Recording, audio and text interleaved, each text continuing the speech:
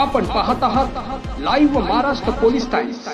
भारतीय चलन व्यवस्थेत पुन्हा एकदा 1000 रुपयांच्या नोटेबाबत चर्चा सुरू झाली आहे। 2016 मध्ये झालेल्या नोटबंदीनंतर ही नोट चलनातून पूर्णपणे बाद करण्यात आली। त्यानंतर 2000 रुपयांची नोट आली, पण तीही हळूहळू मागे घेतली जात आहे। त्यामुळे अनेक तज्ज्ञ आणि अर्थशास्त्रज्ञ अंदाज लावत आहेत की 1000 रुपयांची नोट पुन्हा चलनात येऊ शकते का। सध्या सरकारकडून यावर कोणतीही अधिकृत घोषणा झालेली नसली तरी या सर्व चर्चांना उधाण आले आहे।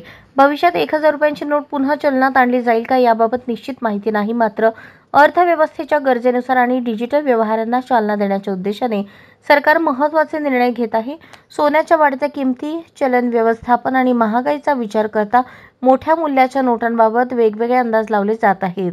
जर 1000 रुपयांची नोट परत आली तर त्याचा बाजारावर आणि लोकांच्या दैनंदिन व्यवहारांवर काय परिणाम होईल हे पाहणे महत्त्वाचे ठरेल।